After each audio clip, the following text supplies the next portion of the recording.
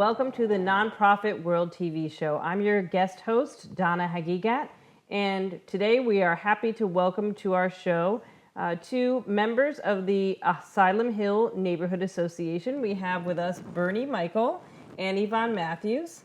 Welcome both to the show. Thank you. So thank you for being with us. I know some things about Asylum Hill and the Asylum Hill Neighborhood Association, but I hope to learn a lot more today. And I hope that you will also let people know about both the neighborhood and the association and the great things that are going on there.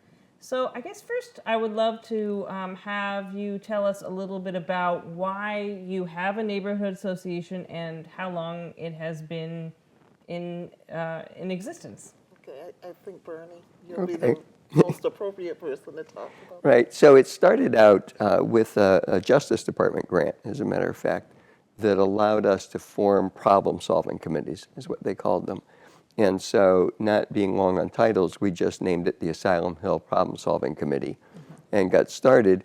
And then this was like in '95. And then a few years after that, they'd created what they called the Neighborhood Revitalization Zone, or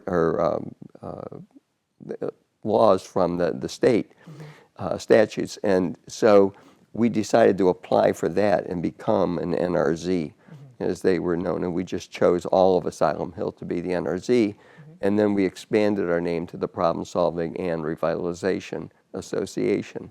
So that was kind of it. And it gave the neighborhood the opportunity to kind of control development and to sort of fast track things that we were looking for and to kind of slow down the things that we weren't looking for in the neighborhood. And so it was a way of giving the residents and other stakeholders in the neighborhood a voice in what would happen in order to kind of revitalize neighborhoods that really needed it. So during this process, did the Asylum Hill Neighborhood Association then apply for its own nonprofit status? We did. It wasn't right away, but after a few years, we realized that it probably wouldn't be a bad idea to. Well, first we decided that it was probably a good idea to incorporate, and so we did that. And then, but we didn't really apply for or any kind of nonprofit status until I think about 2008 or 2009, we started talking about it, and then a little bit after that, we got some assistance from a law firm to help us out, and we became a nonprofit. Great. And so before you were a nonprofit and you were receiving, I'm guessing, the funds from the Justice Department, how did that flow to you? Did you have like what they call a fiscal intermediary, another organization that basically got the money for you, or how did that work? Well, the easy part of it was there was practically no money. Okay, all right. So we were essentially a volunteer organization. And we did get a little bit of money from the city at one point in the early 2000s, and also actually a couple of times we got money from the city. So we used the Hartford 2000 at the time, which was a 501c3, was our fiduciary agent when we had that money. But that was all kind of pretty much used on some experts to help us do some zoning and things like that we were looking to do. Now, Bernie, I understand you're sort of the informal historian for the group, and as that, I have always been fascinated as to why it is called Asylum Hill. And the other question I would have for our viewers, I'm pretty familiar with the area, but for people who are not from real familiar with Hartford, could you let us know also what the boundaries generally are of Asylum Hill? I'm happy to. So yeah, these are things that are like just in my sleep. I can see them. But yeah, so first of all, to start with the boundaries, it's actually, the neighborhood is 1 square mile. And it's bounded by the railroad tracks on the north that go down into Union Station, and then the other tracks that go from the south and go west from Union Station. And so those two form, and the eastern portion of it is basically just that sharp triangle. And then the western boundary is the Park River, that part of which runs underground, but but that's kind of what we use as the boundary. And so what would be the closest street to the Park River boundary? Woodland. Major street. Okay, Woodland, Woodland, sure. but we're both sides of Woodland, Okay, essentially. got it. And how about the name Asylum Hill? Where does that come So Asylum Hill goes way back before my time. It seems that right about where the Hartford is today was the first asylum for the education of deaf and dumb people, and that was and it was actually called the American School for the education of deaf and dumb, and it was established in, I think, 1810 or 1815. Goes very far back. And Lydia Sigourney, which is also a prominent person, was for a brief while was a teacher there at the school. And then But Sigourney Street is named after her. Sigourney Street. That's and interesting. So there is a plaque in Asylum Hill that mentions the School for the Deaf. It does, yes. And to your knowledge, is that a predecessor of the American School for the Deaf that's now located in West Hartford? It is exactly. The school was there for not quite its first 100 years, but close, and then moved out to West Hartford. And that is, that's the school. It's a very different neighborhood than I think when Lydia Sigourney was a teacher there. And Certainly. as I understand it, there's definitely, I guess, the predominant type of housing in Asylum Hill is apartments or condominiums, right? Tell us a little bit about that housing stock and kind of how it came to be that way. I'm sure it wasn't always apartments. No, it wasn't. And you can go right ahead. I'll keep going. We just went through this with our new zoning. Okay. Yeah. So what happened is that after the Second World War, several of the insurance companies, and there was actually 4 of them that were in Asylum Hill at the time, really started to do significant business, and the boom that occurred was very much there, and so they really needed a lot more help, a lot more staff, and at the time, if you remember, in the 50s, every time you needed a copy of something, somebody had to take 2 pieces of paper, put a piece of carbon in between it, put it in the typewriter, and type it again. Okay. So they had hundreds, probably thousands of single women who were these typists and secretaries and everything like that were working there. And so they were just taking down all of these, a lot of beautiful Victorian homes that at that point were 70, 80 years old, and the original owners had moved out, and were building these 3- and 4-story apartment buildings, a lot of which were single bedroom inefficiencies. So that, of course, lasted until the Xerox machine, took hold, and then all of a sudden they didn't need, that kind of staff anymore, and so they let a lot of these people go, and the housing that was right there was no longer needed. So then people started moving in. It became very inexpensive housing, and so they started bringing people in from the islands to harvest tobacco and housing them there, and just to run them up to Windsor and things like that. So a lot of things like that happened. And have they renovated a lot of those buildings to make them more than single? Yes, some have been. It's they really kind of run the gamut, and not all of them, were really that. There's a number of buildings on Farmington Avenue that were built originally as 2 and 3 family, 2 and 3 bedroom. A number of the condominiums over on Woodland Street, are that now, 2 and 3 and 1 bedroom condominiums. So yeah, there's a fair mix, but a lot of the small ones that the 20 and 30 unit buildings, are still that. Some of those have been renovated. There was a project back in the late 90s that converted a number of those units. So because you have such a large amount of stock of apartments that tend to be rentals, you probably have individuals that don't that tend to stay maybe for a few years or a year, and then they move on. And yet you have a very vibrant organization in the Asylum Hill Neighborhood Association. I've been very impressed by how involved individuals are, how diverse it is. You mentioned that originally some of the apartments were being used for people from the islands who are picking tobacco. Yvonne, maybe you could tell me a little bit about what the multicultural makeup is of the Asylum Hill community nowadays. Yeah, so we have people from the Pacific Island, from Karen. We have people from Iran. We have people from Iraq. We have people from Egypt, from Ethiopia, from the west coast of South Africa, all living in Asylum Hill. Wonderful. It really is. And how are they able to assimilate, and how does Asylum Hill Neighborhood Association help with that? Well, we have a welcoming committee, which is led currently by Nancy Cadigan, who also works with people who are new arrivals to Hartford at the Hartford Public Library. So she helps us answer questions, work with landlords, with any type of issues that these people may have. What we do is we just try to we're trying to find a place where they could be comfortable and that they can really display some of their gifts, their artwork, parties, everything. We're trying to have a multicultural center so they will be able to display all those things. Well, Nancy Yes, Cadigan is definitely a Hartford treasure. Yes, I know she is. excuse me, from working with her at the library, but also all the work she does in Anna. And I know that she Yes. also is a resident of Anna, so it's She very is. meaningful Right. for her as well.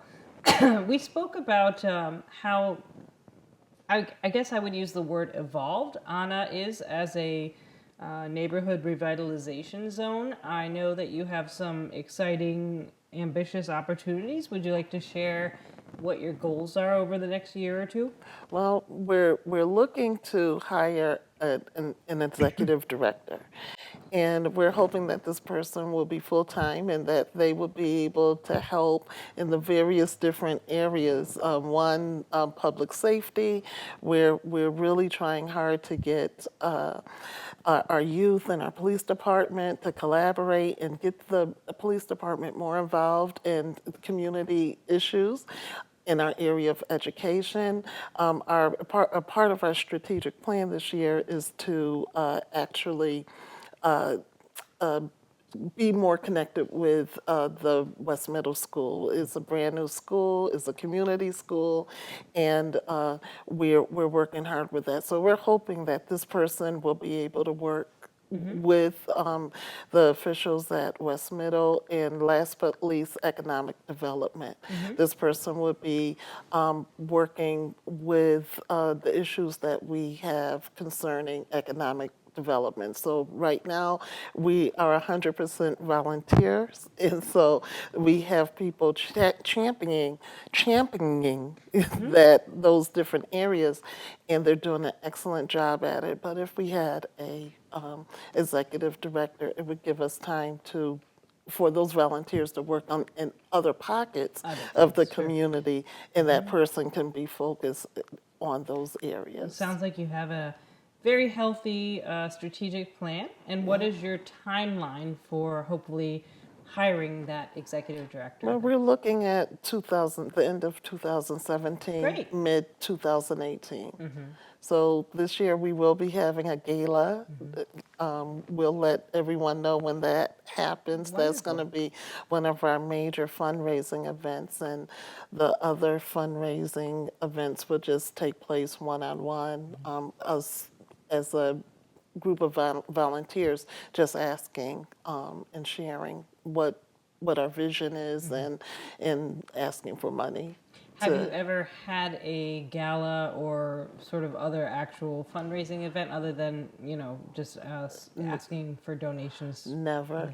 And we're celebrating our 20th year. So it's a twofold. We're fundraising to raise money for our executive director, as well as a big, great celebration for 20 years of existence. Wonderful. We Yes. did have our art celebration, though, 2 great. years Yeah, ago. yes, It was yes, a, we did. a month-long event, and it wasn't really a fundraiser. No. I think we maybe got a few dollars out of it when it was all said and done.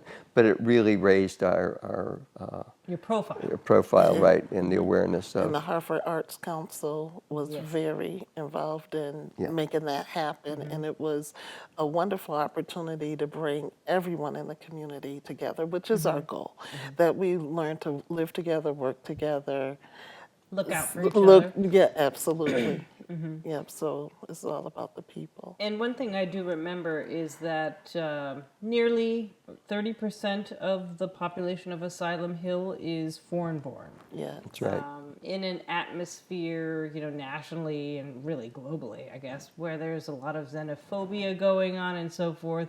What is Anna doing to make new foreign-born newcomers welcome, and also sort of looking out for each other and making sure that, people aren't targeted or that sort of thing? Have you had any experiences with this in particular? Yeah, I can. You can, I think one of the fortunate things that happened for us in Anna was that in 2012, the library got a grant to work on that model of welcoming in the immigrants. And since we had these apartment buildings, a lot of them were immigrants that were being put there by Catholic Charities, and so they felt that we were a good chance to work on that. And so we did, and we had a number of gatherings where we brought them together, brought people in, and had both the receiving community, the longtime residents of Asylum Hill, and the welcoming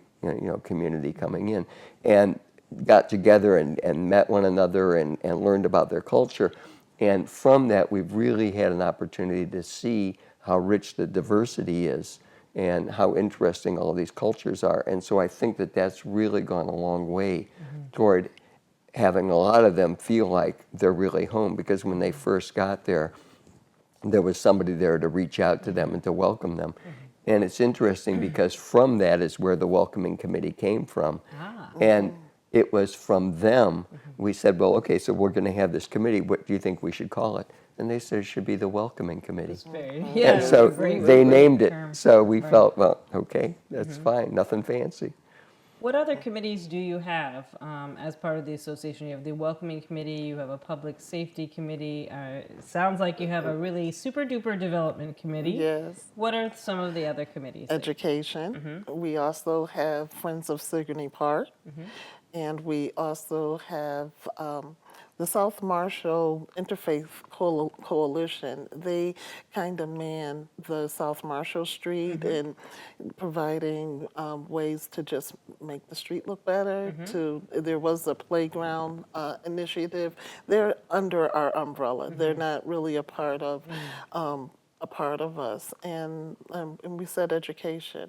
Right. Yes. Did I miss the communications? That's the first. They take care of everything for us. Yes. Yeah, wonderful. You mentioned West Middle School. So West Middle School, I guess, was closed for almost probably 2 years, being refurbished. It's right on Asylum Avenue, wonderfully located for you to have a presence there or to have a greater role in it. I understand that the city, with budget cuts and so forth, things took a little longer than they did. What are your plans for getting involved in West Middle School? Well, West Middle and Estes has already given us a space so we have office space there already. That's part of it. The other is just being more involved in their how can I put it? The way they do things with the school, with the kids, how the school actually interacts with the community, parent teaching. We're not a do organization, but we are going to be very involved with bringing people together from West Middle to the community and getting them involved in ANA as well. And they're tied into the traffic because of the horrendous traffic that's in front of West Middle and things. We had to work on a plan to get the traffic to kind of move through Nile Street and so forth. So we'll be working on things like that just to make sure that life, the day in life of West Middle now runs a lot smoother. Great. Yeah. How do you find your new people who are either new tenants or new owners in Asylum Hill? How do you find out about them and reach out to them? That is one of the major goals for this year. But right now it's been word of mouth. Okay. It's been word of mouth. But that's one of our plans is to be better at outreaching, be better at knocking at doors and saying, hi, we know that you're new in the community. Would you like to come to our meetings? Would you like to be involved in, let's say, public safety or any type of... So do you have relationships, certainly West Middle School, and having even a stronger relationship there would make all the sense in the world, because obviously they know who are the new families, absolutely, right? yes. Do you have some relationships with some of the landlords who will notify you, or yes? Yes. Yeah, a little bit. In David Case, who owns Sigourney Muse, he's one that he comes to our meetings, and he doesn't give us a list of these are our new renters or anything like that, but he, at least when they have community meetings, he either invites someone from our board. We have a few others that are pretty much involved, but we want more. We want landlord involvement with the community I was as just well. going to say, one of the things that I think has helped at least a little bit, we started the partnership at the beginning of this year with the Hartford News, and they print our newsletter each month. And so we've been getting those, and then they give us like 800 copies of it. And we've turn those around so that our, is on the outside, and then deliver them. And a lot of them get delivered to a lot of the different apartment buildings. So people are there, can come by and take a look at it and read it and take, and So see. you And turn that into your calling card. yeah, exactly, Absolutely. exactly. So that, the churches get them.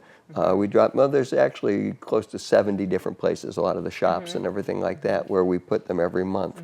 So that helps. And then we've got a distribution list, an email list of about 450 people that get our electronic newsletter. So that's, at least one of the ways that we reach out to the neighborhood. And Bernie does all of this. Bernie is Bernie helps with all of this. I'm amazing time to be with us. I know, me too. Yeah. When he said he could come, I was like, "You really have time?" But So one of the things that Asylum Hill also is has as its part of its long history as well is the benefit of having the Hartford and Etna and St. Francis as really long time residents as well as wonderful people like you. Tell me how what's your relationship like with organizations like these anchor organizations? Okay, well, Yeah. it's really close now. Bernie, in 1 second, I'm gonna I'll just you could just piggyback on what I'm about to say. But right now, our relationships are very close with the Etna, the Hartford, St. Francis. There's a few other leadership, Greater Hartford, Stowehouse, Yes, okay. Wadsworth Athenaeum. We really have come together in the last maybe 5 to 6 years and really have forged a really good relationship. Yeah. And what that has done for the community, it now opens up ways where everybody's involved. And when we have during the summer walks through the nature walks, if you will, through the community, it opens up doors for art presence where people can show off their art. There's tons of ways that just these collaborations, and they're more like family. I even hate to say collaborations, but more like family. The 224, they offered their space for us to have our meetings in the next year or so. So, I mean, there's great collaborations. Wonderful. Bertie, I want to make sure before we run out of time, tell us, because you are so involved in the communications, what is the website? I know you must have a website. We do. So if people So- want to learn more, It's www.asylumhill.org. .org, That's easy enough to remember. Yep. Anything upcoming? Facebook page Okay, is yes. Asylum Hill Living. Okay, Okay. Asylum Hill Living. And anything in the next few months that we should know about or look out for? Well, if you send an email to staff admin at asylumhill.org, I'll be more than happy to put you on our mailing list, and you can get our newsletter and see all of the things that are happening, all the things that we're doing. Wonderful. It's really exciting. Great. Well, it seems as though there are a lot of things happening. As I said at the outset, I've been really impressed by how well run and very engaged, and also just a lot of individuals involved in the Asylum Hill Neighborhood Association. Sometimes you see with community groups that you have 3, maybe 4 people, and that's about it. But I've been very impressed with the few meetings that I've gone to of your association, that you have several people who are sort of regulars, and I'm sure other people help out where they can. Your idea for getting an executive director over the next year to maybe 15 months is a wonderful one, and I think it will help individuals like you be able to focus on even more amazing things happening. So thank you both for coming and being with us, and thank you again for sharing the website. I look forward to hearing more about the gala over the next year, and hopefully celebrating the hiring of a new executive director before too long. So thank you both for being with us.